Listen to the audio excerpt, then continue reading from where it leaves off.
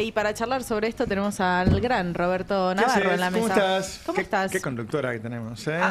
Excelente, Mirá que hay que abrir la ventana, me agrando mucho. Bueno, un día importante, ¿no? Sí. O sea, el gobierno se jacta de que no le importan las marchas y que sigue su rumbo. A mí me parece que más allá de si le importa o no, le importa al resto de los actores que sí se comportan de manera política. Le importa a los jueces, le importa al Círculo Rojo. Y a mí me parece que cuanto más gente vaya, no solo en Buenos Aires, se ha organizado muy fuerte en todo el país, bueno, más impacto va a tener. Sí. La reacción del gobierno, sí, la verdad es que es siempre la misma. Es decir, que haga un ajuste ahora, el día anterior a la marcha, que sabe que la marcha es multicausal, que no es nada más que las universidades. Está claro que ellos no cambian el rumbo por nada, pero es un gobierno al que le queda un pedacito de poder, ¿no? Es un gobierno que tiene problemas con los jueces, que tiene problemas con el Congreso, que tiene problemas con varios gobernadores y que tiene problemas con actores internos. Sí. Ayer hubo una denuncia por sobreprecios en medicamentos para las personas con discapacidad de hasta 4000%. Qué locura, ¿no? Es una locura. 4000% es que si una pastilla la estás pagando 1000 pesos, se va a 40.000, ¿no? Digo, para que la gente entienda.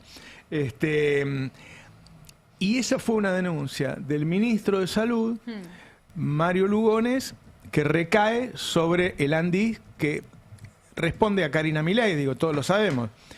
Mario Lugones es el padre de Rodrigo Lugones, socio de Santiago Caputo. Es decir, un hombre de Santiago Caputo hizo una denuncia gravísima ayer sobre gente que responde a Karina Milei. Digo, eso da una idea del grado de descomposición en el que está el gobierno. Por eso digo, esta es una marcha.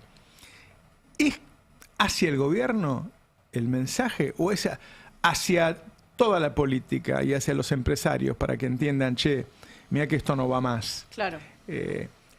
Es cierto que hay una parte del empresariado que parece escindido de la realidad de la población como si viviera en otro país. Bueno, algunos viven en otro país, ¿no?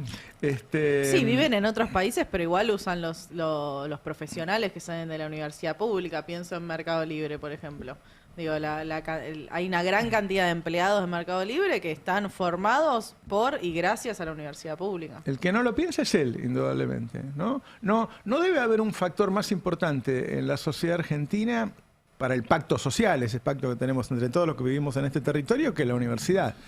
La verdad, yo de donde me crié íbamos a la escuela 15, una escuela muy humilde, y hay un montón de profesionales de primer nivel en distintas áreas del país que salieron de ese lugar. Sí. Y todo gracias a que toda la educación nuestra fue gratuita, si no, seguiríamos viviendo en el mismo lugar, en las mismas condiciones, ¿no? Vos sabés que alimentando un poco el razonamiento que estabas planteando, los dos momentos de mayor debilidad que pasó el gobierno en la primera mitad de gestión tuvieron que ver con las marchas universitarias. Claro. Después de cada marcha universitaria fue como que los empresarios y el mercado financiero abrieron los ojos y se preocuparon.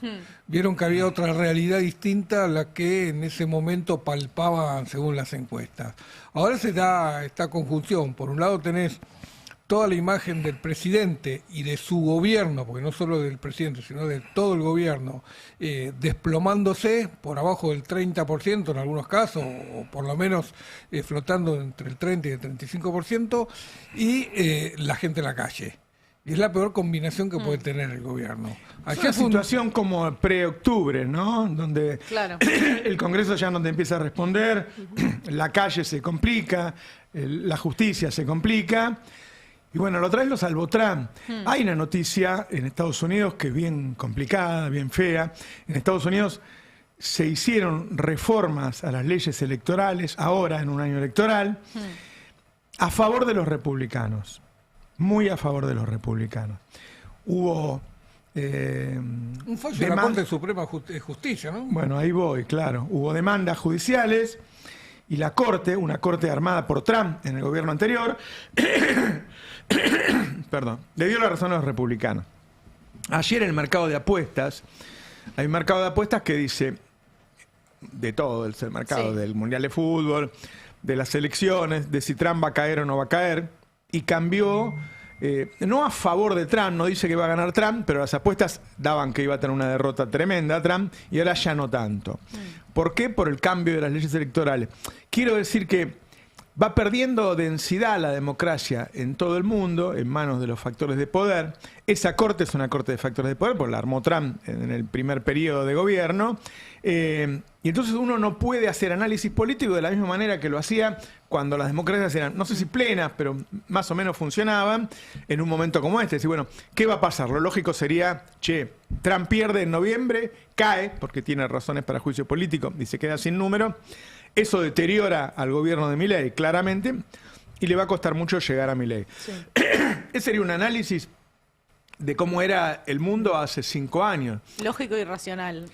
De reglas de juego. Sería un análisis siguiendo las reglas de juego. Hay encuestas que están dando a Trump también con menos de 30% de popularidad, sí, como lo miden ellos. Y eso en algún momento se va a reflejar en el voto. Hay una ingeniería electoral que en algún momento choca contra toda la realidad. Ayer vino a almorzar conmigo Jorge Alemán, es un psicoanalista, politólogo, escritor, asesor muy importante de la época de Cristina, hoy muy cercano a Sánchez de España y a Kicillof acá en Argentina, vive en Madrid, y él me decía algo, me dice, esto no es un periodo en donde, bueno, pierde Milei y entonces vuelve el campo popular y el país vuelve a cambiar. Me dice, lo que se está viviendo en el mundo es una revolución de derecha. Como alguna vez a principios del siglo XX hubo una revolución de izquierda que se trasladaba y se contagiaba, estaba la Internacional Socialista, sí, no eran 2 países nada más, sino que se iba difundiendo. A mí me parece atinado lo que dice, es una revolución de derecha, por lo tanto, no sé, Trump pierde, intenta hacer un golpe y después vuelve.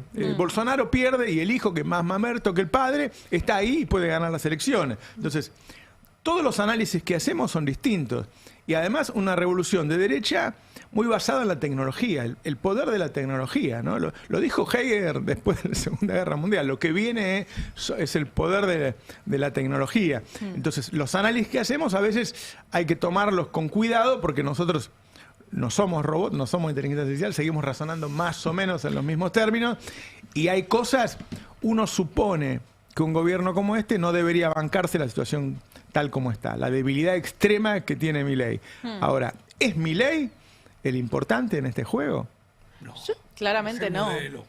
Yo diría eso, que es el modelo, porque acá hay un intento y una construcción de un cambio estructural en la Argentina. Digo, las universidades tienen que ver con eso. Sí. Realmente no tiene sentido tener universidades ni tener fuerza de trabajo capacitada en el país que piensa Milei.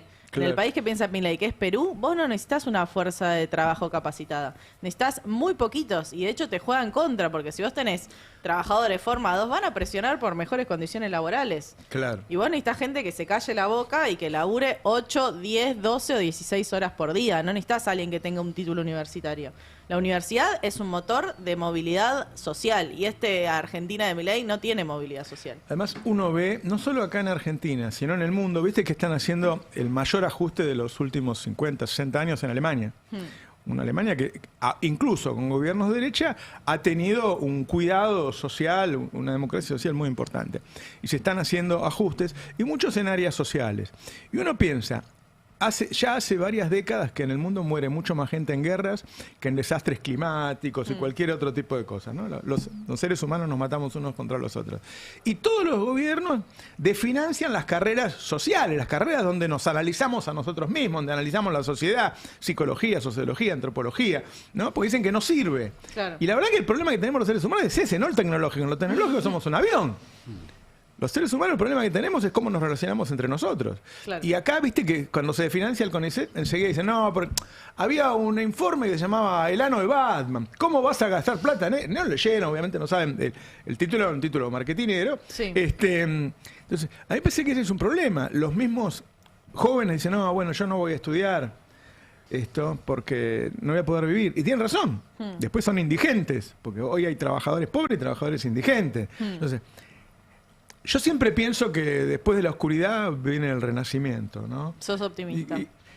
Bueno, leo historia, qué sé yo, siempre hubo Yo sitio. te puedo Pero decir, la marcha de hoy es- algo negativo. Después del Imperio Romano vino la Edad Media también. Bueno, y después de la Edad Media vino el Renacimiento. Claro, es un tema de plazo de tiempo. Pero pensémoslo en términos antecedentes. Ya tuvimos 2 marchas muy masivas, universitarias, y una de las pocas leyes que logró impulsar la oposición, incluso consiguiendo 2/3 contra el veto de Javier Milei, fue el financiamiento universitario. Entonces ahí hay varios votos y un interés de muchos sectores de la política de defenderlo.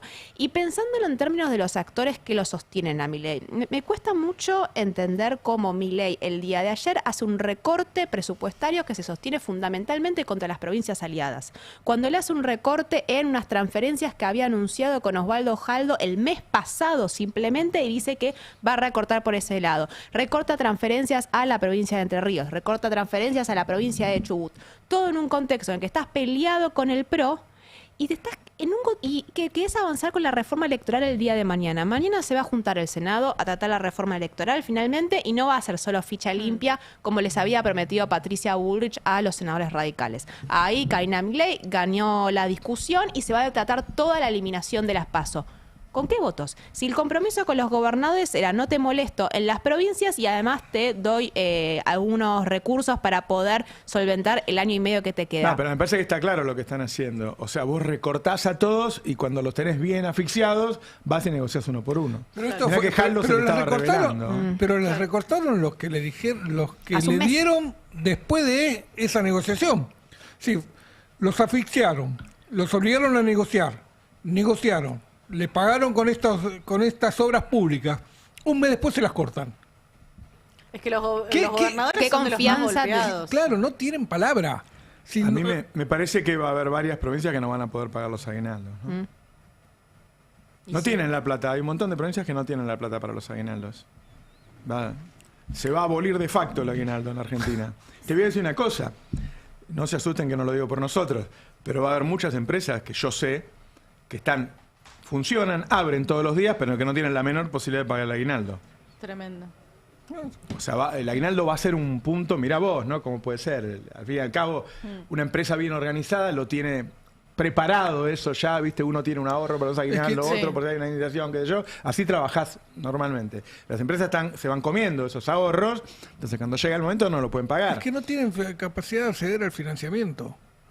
¿A qué financiamiento van a ir a tomar? ¿A qué tasa van a ir a tomar financiamiento en este contexto?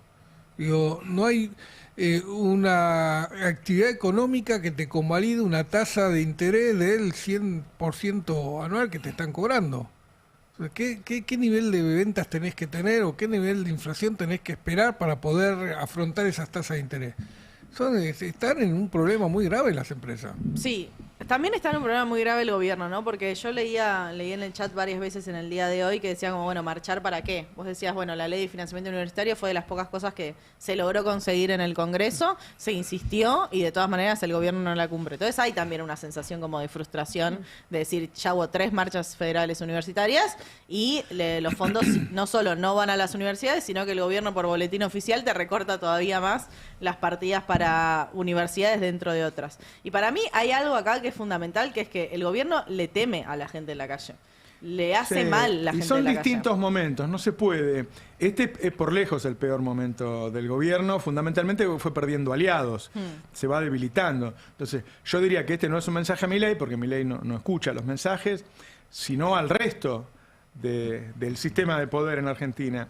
Y la ley universitaria no es la misma, digo, lo que está diciendo María, el tema de las PASO es fundamental para que el peronismo se organice para ir a una elección. Entonces, darle un mensaje al Congreso de que la población no apoya. Vos tenés encuestas, pero la gente en la calle refrenda las encuestas, ¿no? Y nosotros sabemos bien cuando una marcha fue exitosa, fue multitudinaria o no lo fue, y después lo expresamos, lógicamente.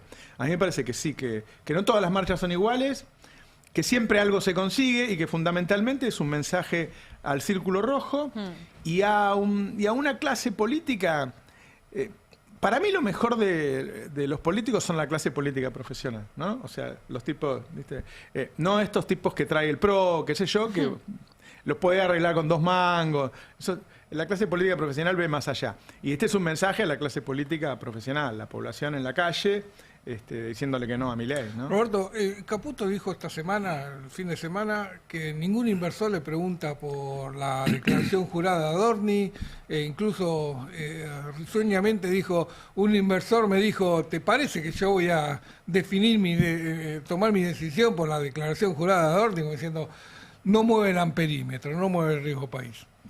Ahora, una multitud en la calle y un Congreso que reacciona a esa multitud sin aprobar ninguna ley que le proponga al gobierno, sin importar si es la de paso, si es la de un ajuste o si nada, si el gobierno no logra. Eso sí le llama la atención al inversor. Eso es lo que está observando. Está observando, primero, ese Congreso que el año pasado era, o después de las elecciones, te acompañó con votaciones tan críticas como la reforma laboral, como la ley de Graciare o como el presupuesto. Ya no lo tenés. Ese superávit primario que vos me venías mostrando como un gran mérito de tu gestión, ya no lo tenés. Esa estabilidad ya no la tenés. Entonces, cuando vas sumando, ya no estás igual que en... Recordemos que después, o sea, la calle afecta al Congreso y el Congreso afecta al mercado, ¿no? Exacto. Que eso fue lo que pasó antes de octubre. En el 2025. Así es. Pero estamos a mayo. Siempre la manifestación en la calle.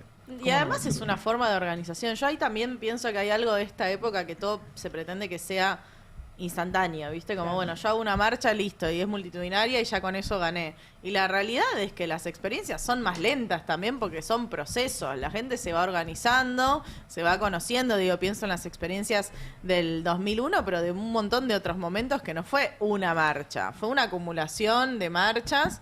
Y bueno, también es poner el cuerpo y poner la construcción en pos de eso. Me pasa que la ansiedad tiene que ver con la desesperación. Totalmente, pero hay alguna, bueno, hay otra estrategia, por ahí es la pregunta, porque también uno esperaría, bueno, encontrar en una representación política a alguien que lleve adelante estos reclamos. Me parece que hubo una señal el otro día cuando Rosati dijo que era un delito la emisión, una señal hacia los sectores progresistas en Argentina muy fuerte, ¿no? Sí, lo comentamos en ese momento, ¿no? El Rosati le dijo al círculo rojo, quédense tranquilos que si vuelve el populismo, ustedes le pueden poner un freno y nosotros vamos a estar detrás de eso.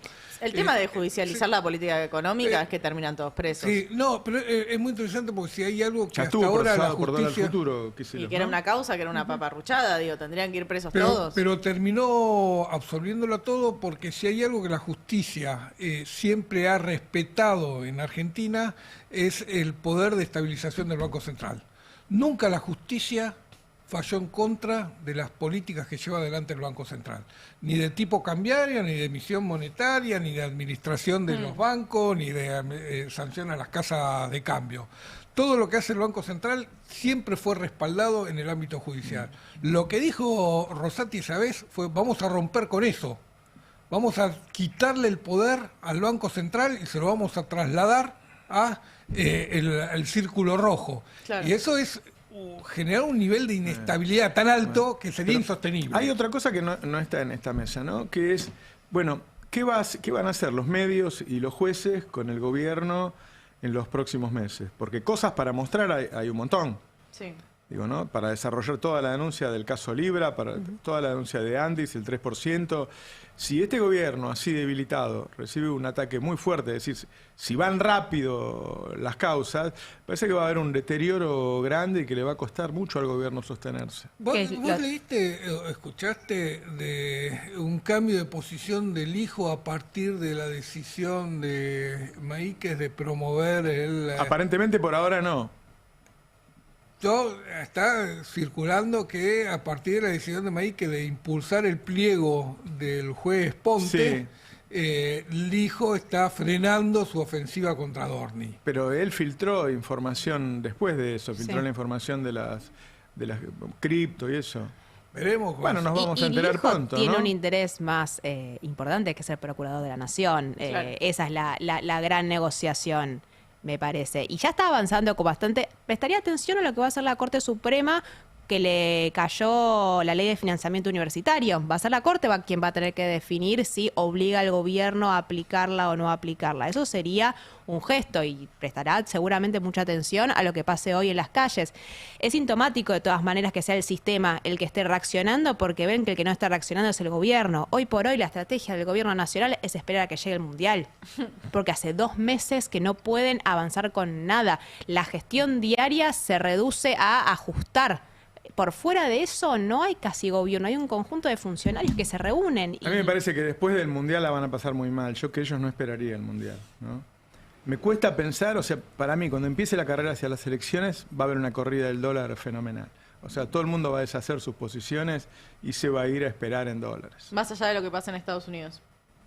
Los Estados Unidos agravaría, indudablemente sería un golpazo. Antes de que arranque el 2027 incluso. Mirá, el otro día estuve, un amigo común, un consultor que conoce muchísimo el mercado, y le digo, ¿qué posición tenés en pesos y qué posición en dólares? En pesos 0, me dice.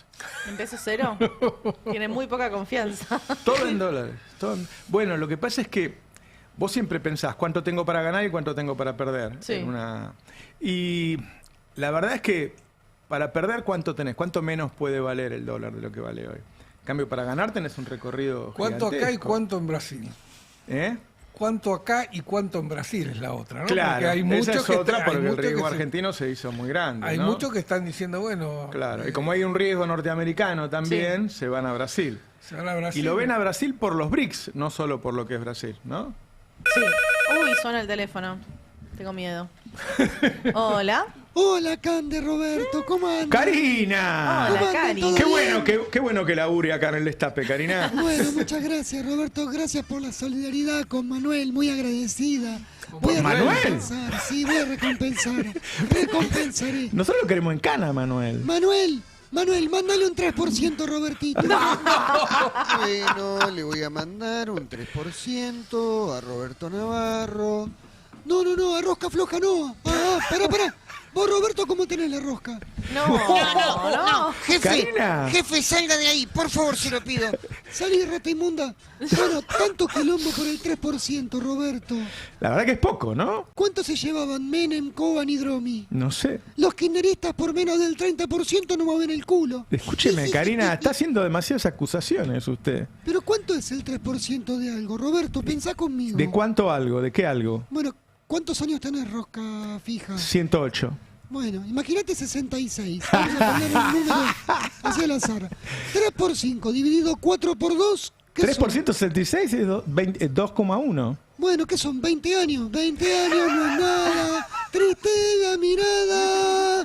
Vos que sos inteligente, Navarro. No. Ayúdame a resolver un problema. No, yo tortas no sé hacer. No, jefe, no pregunte eso, por favor, se lo pido. Va a haber quilombo con esto. Escúcheme, Cállate, ¿Majul rata. vive en su casa? Bueno, lo tengo acá de esclavo un poco. Basta, jefe, no me humille tampoco en público. ¿Está atado? No, lo tenemos libre, ¿eh? No tenemos otra libertad. Libertad ante todo. Ayúdame a resolver un problema, Navarro. A ver. Al psicólogo de Javier le agarró Alzheimer. Y nadie le quiere decir, ni al psicólogo ni a Javier. No. El tema es que a Javi lo veo mucho mejor. Javier, ¿qué es lo segundo o lo primero? Ay, No, no. entonces espera. Cállate la boca, espera. Bueno, el tema es que a Javi lo veo mucho mejor. El doctor le pregunta siempre lo mismo y le obliga a pensar. Se está curando, Roberto. Lo obliga a pensar porque le pregunta siempre lo mismo. Es que se está curando. Se está currando. Se está currando, sí. Se No, corre bueno, encima. basta, jefe, basta. ¿Quiere que yo le diga lo del Alzheimer? Luis, yo te valoro porque solucionas problemas. Solucionás la mitad de los problemas que ocasionás. ¡Imbécil! ¡Anda a hacer las medialunas! Bueno, perdón, me tengo que retirar. Perdón, Roberto. Bueno, ahora los dejo que tengo reuniones. Hasta luego. Chao, Karina, chao. Cari, chao. Qué fuerte. Tengo miedo de que se rompa Pesquia una vez. Hace él 4 puede. voces al mismo tiempo. Sí. Sí, no, es increíble. Yo no sé cómo tiene presente quién está hablando, Claro. y cuál es la voz del que está hablando y cómo cambia la garganta. No sé. Bueno, definamos cambiar la garganta. Y hace las posiciones físicas, se pone con Claro. la posición de la persona que está imitando. Personifica. Compone. Sí, a veces se va de acá del estudio para que no lo veamos. Claro. Para poder componer el personaje y ser más creíble, porque al no verlo, vos solo escuchás la voz, ¿no? Claro. Bueno, claro. basta, no cuenten todo, no cuenten los trucos. Ayer el programa de Majul y de Viale, 1 hora y media, estuvieron hablando del gobierno de Alberto Fernández. Wow. Ahí no existió el ajuste, no existió existió Adorni, Milei. no existió nada ayer. No, solamente el gobierno de Alberto Fernández. ¿Qué era Las lo iras. que era lo- claro, que era Vos lo sabés que que- hacían durante el macrismo, ¿no? Me O sea, que en imagino la al cita no hay- productor cansado, como que ¿qué van a hablar hoy? Bueno, ya está, chicos. Vamos a hablar de Alberto Fernández. Y en el Ya caso- está, se me quedé y en sin el caso temas. de Gallinas, si no me equivoco, no hay involucrado ningún dirigente de primer nivel, porque ya lo fueron absorbiendo la mayoría. Es decir, están buscando una red que no dejan de ser de funcionarios, si querés, de carrera en la administración pública, que eran los Claro. que manejaban algunos papeles, que incluso habían sido denunciados muchos de ellos durante la gestión de Alberto Fernández, por lo tanto ni siquiera es que... Pero bueno, los títulos son CIRA, son demonizar el instrumento para evitar que se vuelvan a repetir, ¿no? Hicieron una nota sobre la universidad y le preguntaron a la chica estudiante si estaba politizado y partidizado. Sí. Eso era todo lo que tenían que decir para... Y Perfecta la la chica le respuesta de dijo, ella. regia. sí, es una marcha política. Claro que Estamos sí. definiendo el futuro de la Argentina. Pero qué fuerte, ¿no? Porque sus hijos viven acá, qué sé yo, Sí. es una cosa... ¿Sí? Imagina que si esto no para, poner el tipo relige, Dios no lo quiera. ¿Cómo un país sin universidades, sin escuelas No, técnicas, sin sin universidad y sin ciencia? escuelas públicas. Pero ellos sí quieren la universidad. Quieren la universidad de Palermo, quieren la universidad de la UADE, quieren la universidad Privada. privada. Ellos quieren una universidad privada, quieren una universidad paga. Quiere que si vos tenés los recursos, pagues. Y si no los tenés, te endeudes para estudiar. Y lo tengas que devolver toda tu vida, como Como fue es el en régimen Chile. chileno. Claro. Claro. Digo, y se olvidan de que eso fue la mecha que hizo explotar, ¿no? Digo, fue el transporte, pero fue también los créditos de todos los profesionales chilenos que tienen que pagar toda su vida el costo de haber estudiado en una universidad. Sí, es tremendo. ¿Qué precio que se pagó con cómo se fueron entregando los medios, ¿no? ¿Te acordás? Desde Alfonsín, que empezó entregando Radio Mitre, Menem Canal 13, se armaron esos monopolios y el peso que tienen sobre la democracia, ¿no? Pero eso no es una cuestión local, es una cuestión internacional. Los grandes medios internacionales fueron transferidos a manos de grandes millonarios que los usaron en función de sus Sí. proyectos económicos. De sus Diría que es la grupos estrategia de los económicos. grandes ultra ricos comprar medios de comunicación y manejar esa agenda. Quiroga una vez dijo, los bancos se dieron cuenta que tenían que comprar a los medios para poder influir sobre la sociedad. Claro. Después no fueron los bancos, fueron los grandes grupos económicos los Claro. que tomaron esa política. Claro. Pero se dieron cuenta que si querían torcer la voluntad o si querían convencer a la sociedad de marchar en contra de sus propios intereses, lo tenían que hacer a través de los medios y para lograrlo tenían que ser ellos los propietarios de esos medios. Claro. Claro. Bueno, ha sido un hermoso programa de Habrá Consecuencias. ¿Vas a porque hacer lo hayas editorial conducido ahora? vos, pero igual, No, vos, no, claro. no tiene nada que ver con eso. Por supuesto que no. ¿Vas a tener editorial, Y Roberto? es lo que hago yo, sí. Si ¿Se vienen verdades? Si no, Flor no me paga. Estás ahí en el reclamo salarial de abril todavía. Igual, todavía me cuesta, aún haciendo editoriales me cuesta cobrar. Así. Gracias, María Caferata, Fer Alonso. Hasta mañana. Del otro lado del vidrio tuvimos a Seba Gómez en la operación técnica, Fer Rombolá en la operación de video, Lichi Leiber en la producción periodística, Iván Herrío con los audios y Charlie Zuboski con la coordinación de todo este hermoso equipo. Y mañana a las 7 de la mañana habrá consecuencias. Aumento de las tarifas de transporte. ¿Cómo viajas? Ahora estoy